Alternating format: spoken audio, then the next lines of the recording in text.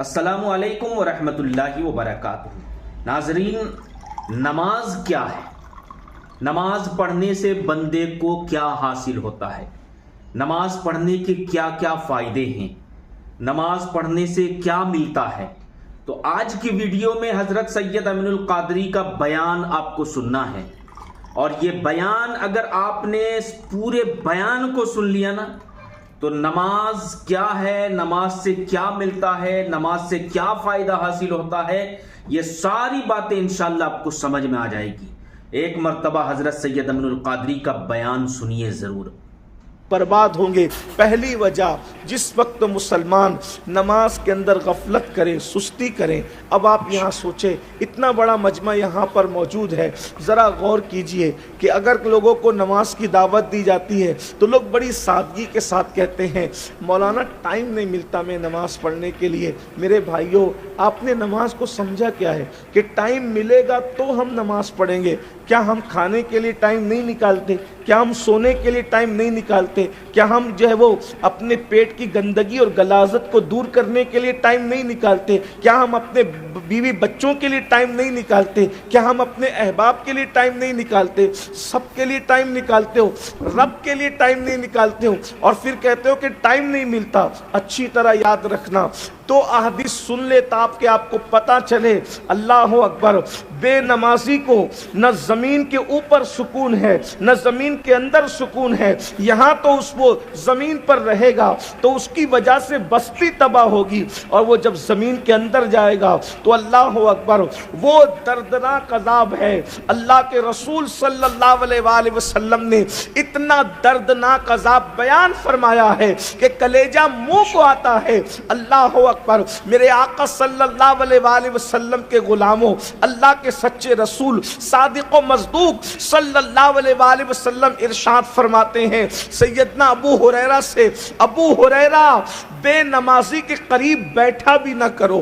اللہ کے رسول صلی اللہ علیہ وآلہ وسلم سیدنا ابو ہریرہ سے بیان فرما رہے ہیں۔ اس حدیث کو فقیہ ابو اللیث سمرقندی اپنی کتاب میں تحریر فرما رہے ہیں کہ اللہ کے رسول صلی اللہ علیہ وآلہ وسلم نے فرمایا ابو ہریرہ بے نمازی کے قریب نہ بیٹھا کرو، اس لیے کہ بے نمازی پر آسمان سے مسلسل لعنت نازل ہوتی ہے۔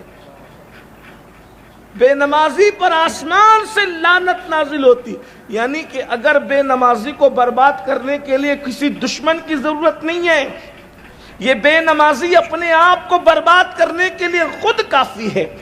جس پر رات و دن خدا کی لعنت برس رہی ہو، پھر اس کی زندگی کی خوشیوں کا کیا حال، پھر اس کی زندگی کے اندر سکون کا کیا کیفیت، پھر اس کی زندگی کے اندر اطمینان کا کیا معاملہ۔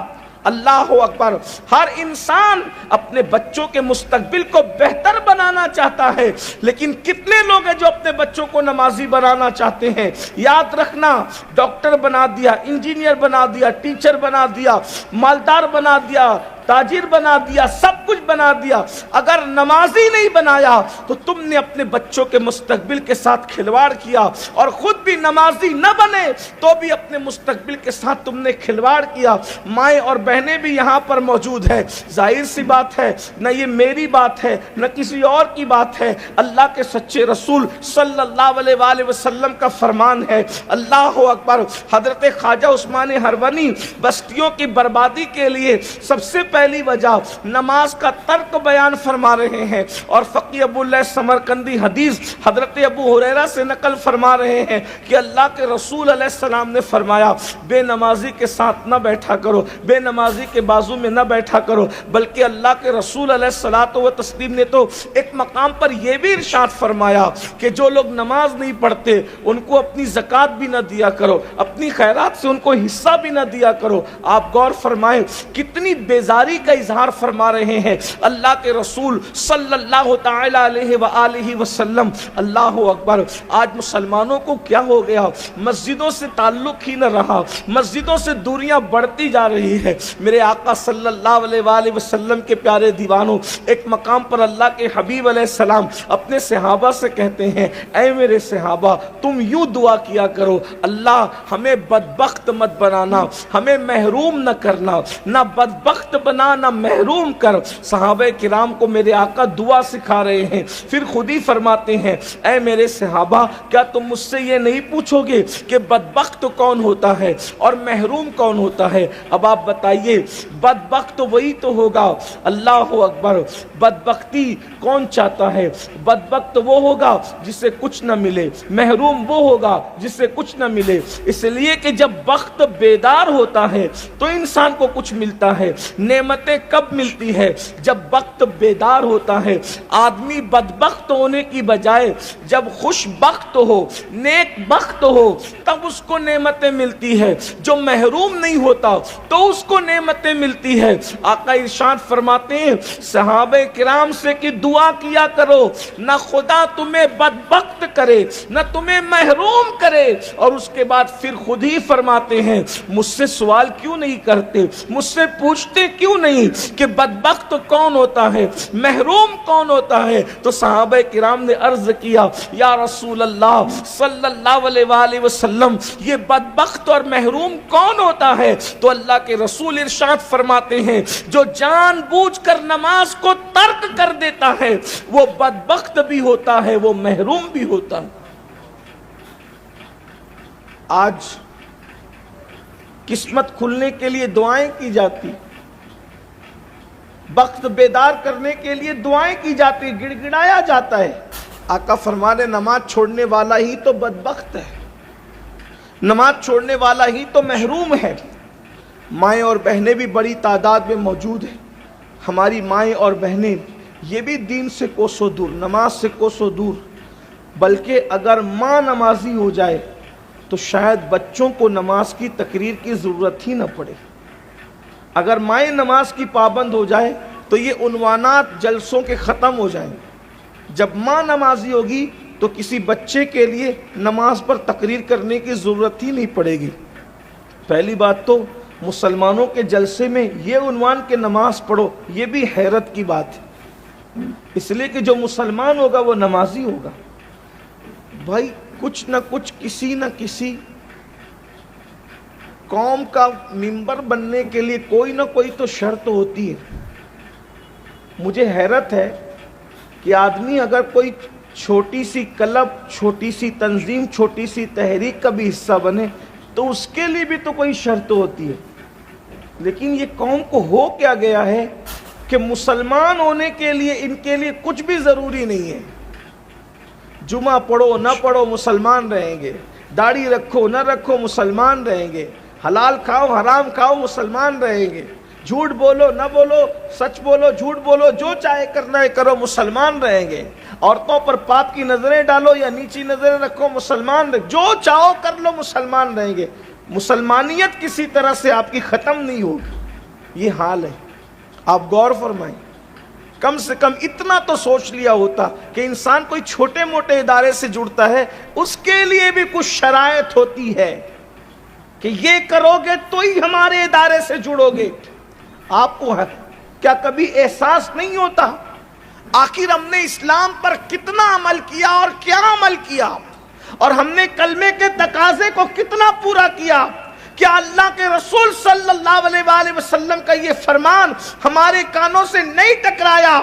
من ترک الصلاۃ متعمدا فقد کفر، کہ جس نے جان بوجھ کے نماز چھوڑ دیا وہ کفر کی حد تک پہنچ گیا۔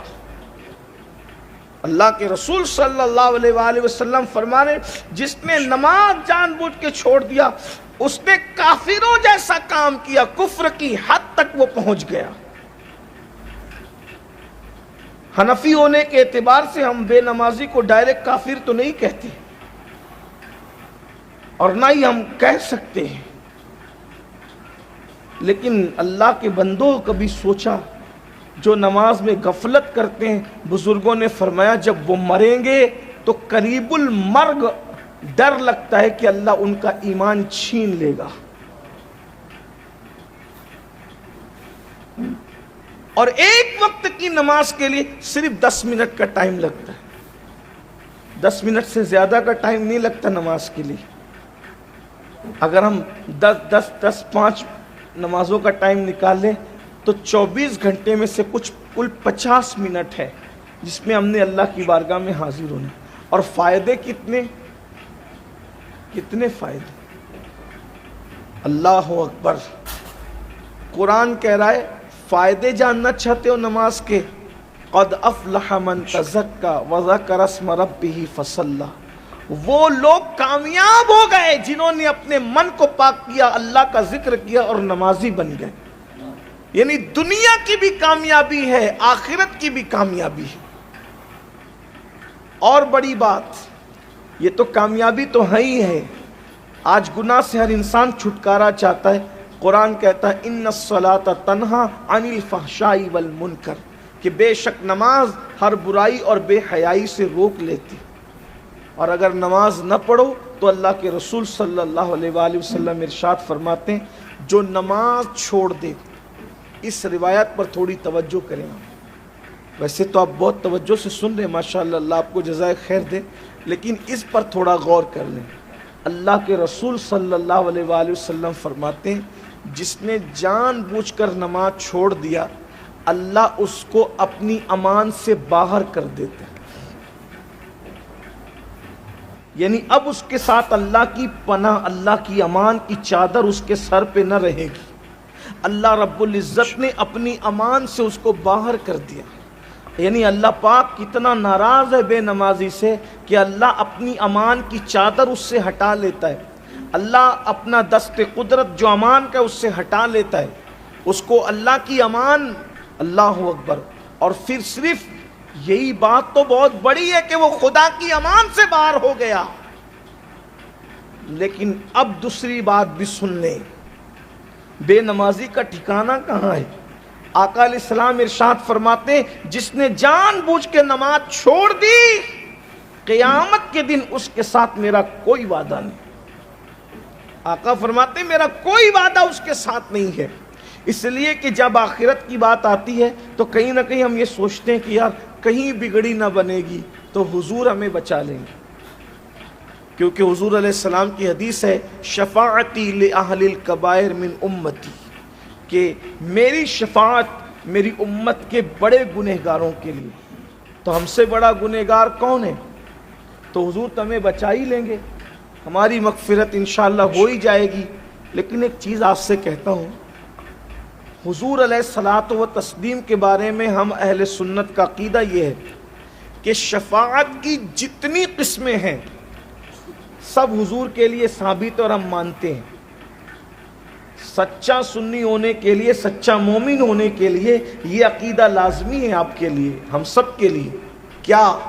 کہ شفاعت کی جتنی قسمیں ہیں میرے آقا علیہ السلام کے لیے ہر قسم ثابت ہے. حضور بالکل شفاعت کریں گے. بلکہ ہمارا عقیدہ تو یہ بھی ہے کہ جتنے اور لوگ شفیع ہوں گے وہ سب حضور کی بارگاہ میں شفاعت لائیں گے اور تنہا میرے آقا اللہ کی بارگاہ میں شفیع ہوں گے. اور میرے امام اس کو یوں بیان فرماتے ہیں کیا ہی ذوق افزا شفاعت ہے تمہاری واہ واہ، قرض لیتی ہے گناہ پرہیزگاری واہ واہ. ہم شفاعت کی ہر قسم پر ایمان رکھتے ہیں اور رکھنا بھی چاہیے، کیونکہ اللہ کے رسول علیہ السلام نے ارشاد فرمایا کہ میری شفاعت ہلاک ہونے والوں کے لیے، میری شفاعت بڑے گنہگاروں کے لیے ہے. لیکن اب آئیے، اللہ کے رسول صلی اللہ علیہ وآلہ وسلم کے یہ سارے فرامین حق ہے، لیکن اگر آپ یہ سوچتے ہیں کہ ہم نماز چھوڑ دیں، نماز ترک کر دیں، تو اللہ کے رسول علیہ السلام یہ بھی فرما رہے ہیں کہ جس نے جان بوجھ کر نماز چھوڑ دی قیامت کے دن اس کے ساتھ میرا کوئی وعدہ نہیں. میں یہ نہیں کہہ رہا ہوں کہ جو نماز نہیں پڑھے گا حضور اس کی شفاعت نہیں کریں گے، یہ نہیں کہہ رہا ہوں، میری بات کا یہ مطلب نہ نکالنا. لیکن اللہ کے رسول علیہ السلام نے یہ ضرور فرمایا. آقا علیہ السلام فرماتے ہیں جس نے جان بوجھ کر نماز چھوڑ دی قیامت کے دن اس کے ساتھ میرا کوئی وعدہ نہیں. ذرا تصور میں لائیں، جب ماں بیٹے سے بھاگ رہی ہوگی، جب بیٹا باپ کو پہچاننے سے انکار کر رہا ہوگا، جب زمین شعلے اگل رہی ہوگی، آسمان آگ برسا رہا ہوگا، رشتے اور ناطے خون کے ٹوٹ چکے ہوں گے، کنبہ قرابت داری सब किस्से पारीना बन चुका होगा। इंसान को अपने जिस्म को देखने की फुर्सत नहीं होगी। कोई टखनों तक, कोई घुटनों तक, कोई कमर तक, कोई गले तक पसीने में डुबकियां ले रहा होगा।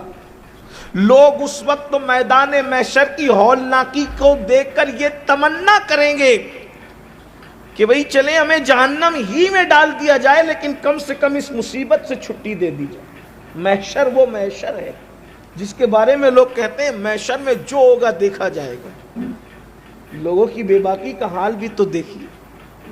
शायरी की दुनिया और है, हदीस की दुनिया और है।